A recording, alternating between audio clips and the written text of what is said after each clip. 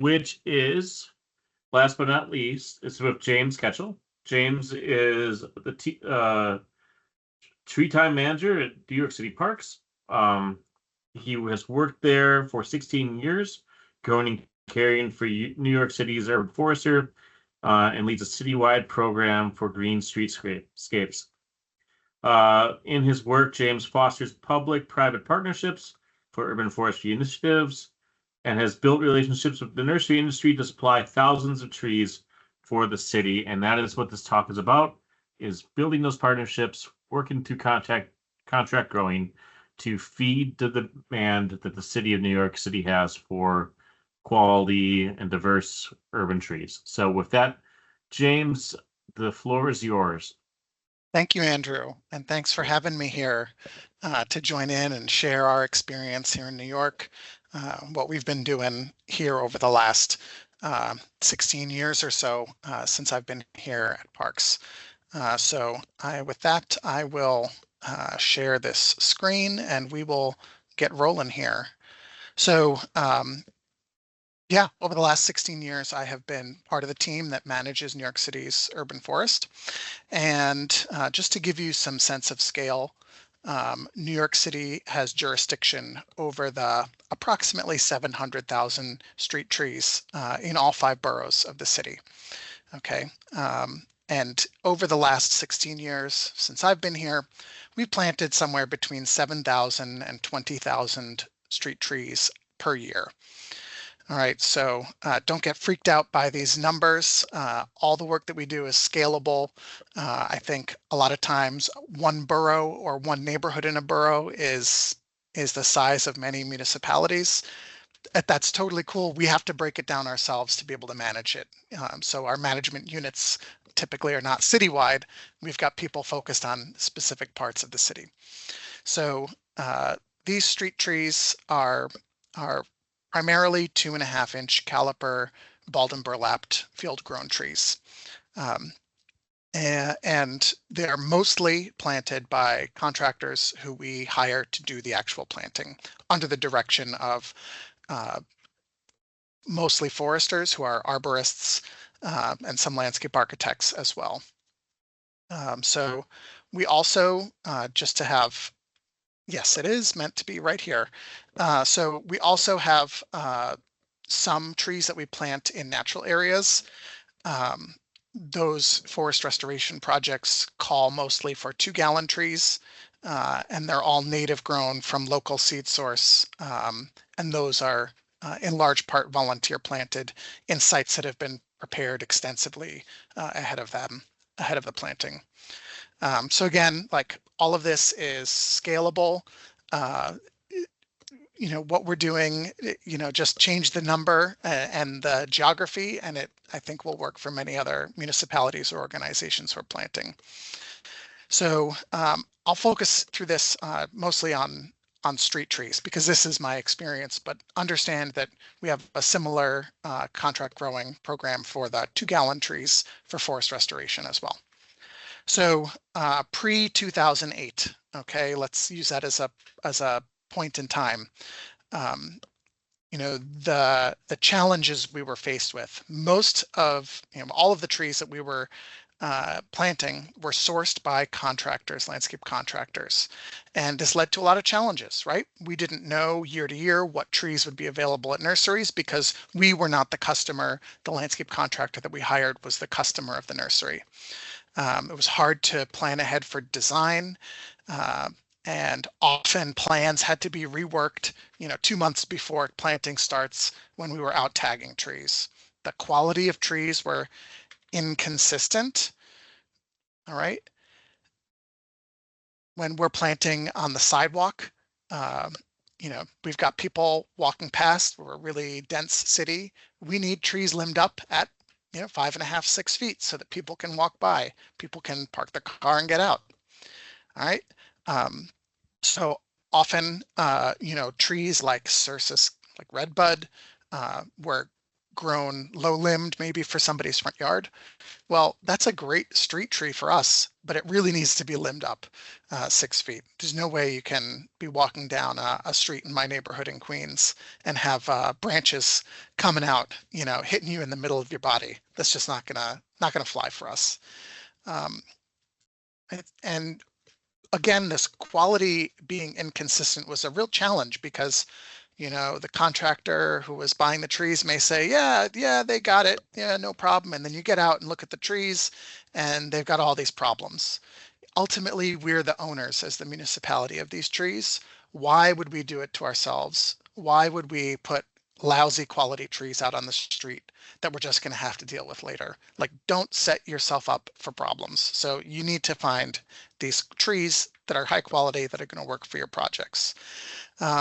I'll also say that we were not in control of when these trees were being harvested or necessarily when they were going to be delivered. So it's hard to set your project schedules and allocate staff time uh, on all these variables that you're not in control with. So what was our solution? Well, we bid out tree procurement contracts. These were 9-year contracts for growers, for nurseries to bid on, to supply B&B, mostly 2.5-inch material for our projects over 9 years. So this way, nurseries had a list of exactly what we need every year, the size, the quality, no question about it. So that as a nursery is planting trees, lining them out every spring, gosh, they know that so long as they meet our spec, a certain number of trees are going to be bought every year. That's really powerful. All right. That's not just powerful for us as a user getting trees that we need and the time schedule and the size and the quality and the species diversity that we need, but also that nursery operation knows they have a sale and they know that this tree is going to be sold at a certain time. And that is a huge benefit to you getting the quality that you need and frankly that nurseries want to produce but can't always because they're growing so much on speculation. We think that 5 years from now people are going to want swamp chestnut oak. Well, that's a guess, but until you know it, you know it.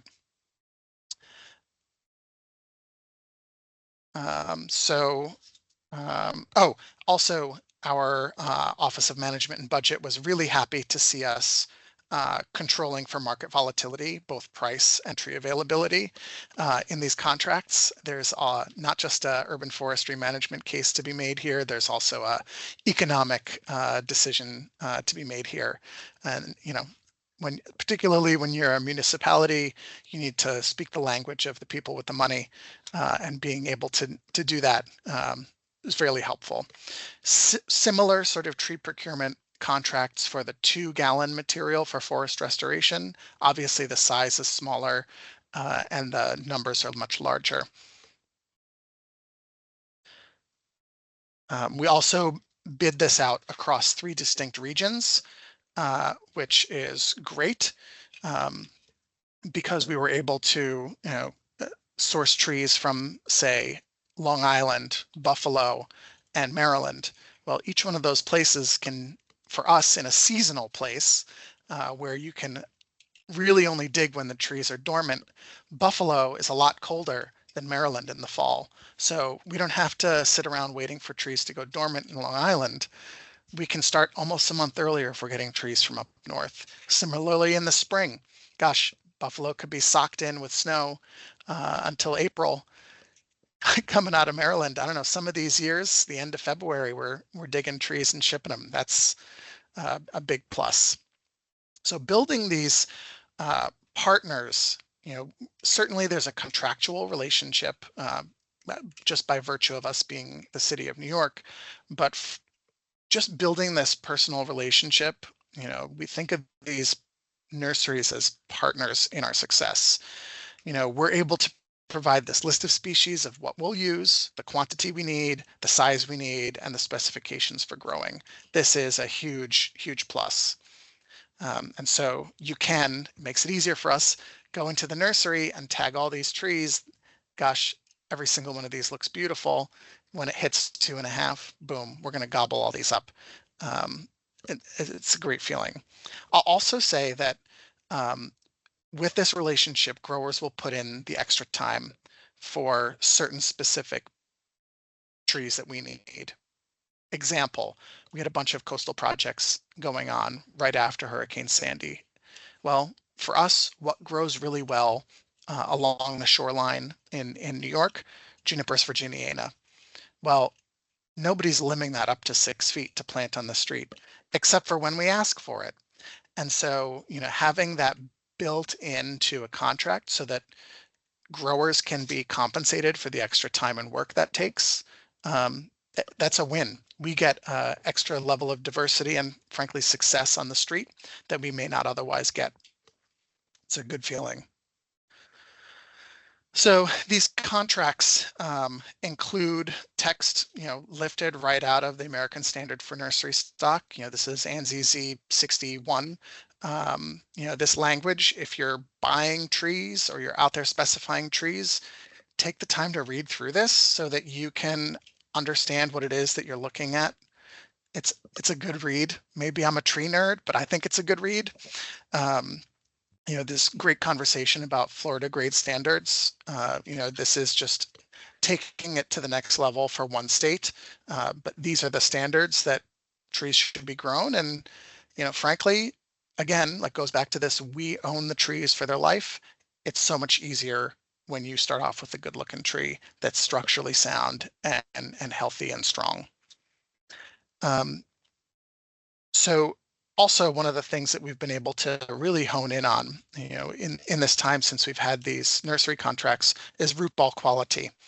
And root ball quality has a bunch of components to it. One, if this root ball is all banged up and soil's pouring out of it like the sands of time, and it's misshapen and the tree is dug off crooked to the side of the ball, you could have the most beautiful tree. Nobody's going to notice it. They're only going to look at that crappy root ball. And it's not just like an aesthetic thing. It speaks to your ability to work with consistency in your planting program, knowing that, gosh, if this nursery is using staples or nails or a certain kind of burlap, you're going to have the right tools to do that, to deal with those things when you get to planting trees. So it makes your operation go smoothly, makes sure you have your staff resourced with the right tools to get the trees planted properly. I'll also say we're able to hone in on making sure that trees are dug at the correct depth. All right, because when you don't shave off excess soil from the top of the roots, you end up with fewer roots than what you are paid for. And frankly, the nursery is shipping you a lot of extra soil. And the amount of energy and time that goes into maintaining fertility on a farm, soil is a precious resource. God knows we've got enough dirt in New York City. We don't need any extra from the farms. You can keep it. We just want roots. I'll also say just having all of this helps just consistency and ease of planting when you're out in the field. It's hard enough to get out to the street, to the planting location. You dig a hole, you get the tree in and you realize, oh gosh, this thing is 6 inches too deep. 400 or 500 pound, 600 pound root ball. I don't know anybody that's strong enough to just pick that up and then shimmy some dirt underneath. So you're going to be compromising things along the way. It's hard enough for trees to grow. Just start off with good things. I'll also say that one of the things that we have investigated and have invested some time in is using trees from other nursery production methods. I'm not saying B&B is the be all get all best way to do it. It's what works by and large for us. Just because bare root is too perishable for us at the size and scale we're working at. But I know for like the town of Nyack in Rockland County, they do an awesome bare root tree planting project every year. It works really well for them. So I encourage you to, as a municipality or as a tree planting partner, to find the nursery production method that works best with what tools and skills and staff you have available. If you don't have a machine to move around a 500-pound, 2.5-inch tree, B&B, don't try to do it. Okay. Think about using bare root trees. Think about using a hard-sided container, or if you can find better, I will say it right away, better than a hard-sided container would be a grow bag or a package tree.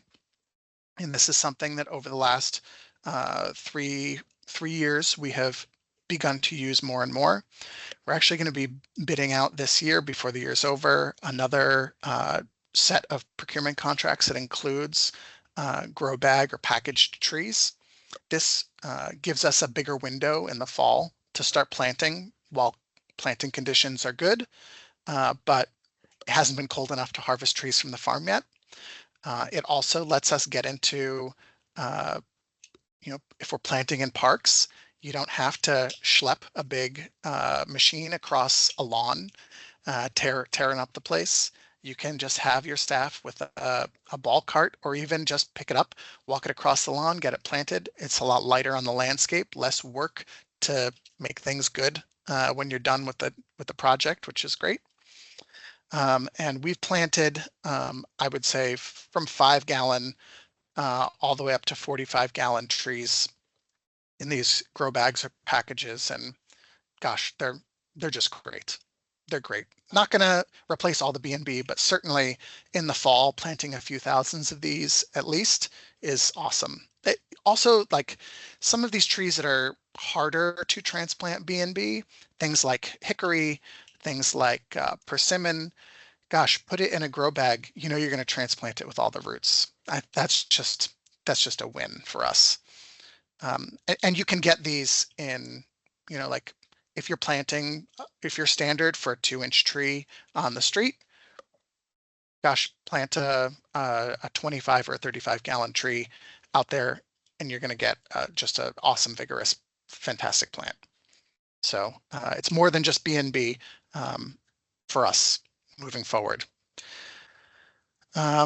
So with all of this work in building these relationships and formalizing those relationships and contracts, B&B is balled and burlapped. So field-grown trees that are dug with a spade, wrapped in burlap in a cage.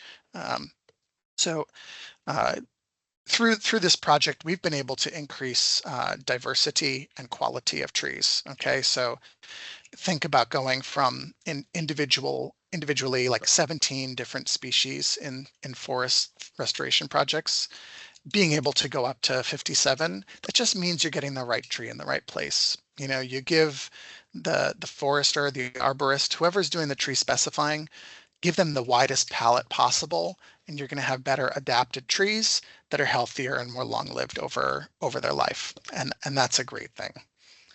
And of course, I love these greatest hits photos, right? Just beautiful rows of trees that, I'm a tall guy. I'm a little over 6 feet, 1. And, me being able to walk through, a block of hawthorn or cercis or pin oak without getting smacked in the face by branches is a dream. And it translates directly to people walking down the sidewalk and having this great success. So just, trees that were maybe traditionally difficult to grow or grown in a different form, they're growing for us by the thousands. And frankly, this is our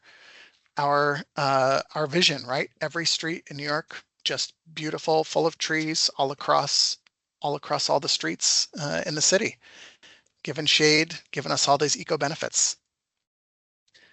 So I'll just address quickly one question here. What is Tree Time and how does it intersect with NYC Parks Urban Forestry? Tree Time is a program of New York City Parks that is the program that I oversee, I run, and we bring in private money to help elevate the level of care for trees across the city. So while part of my career here at Parks has been, innovating and moving this tree procurement component of the whole project forward, I'm an arborist, but I'm also a grant writer. I'm also, singing for my supper sometimes, asking folks who have the means to get their checkbook out and get our streets greener.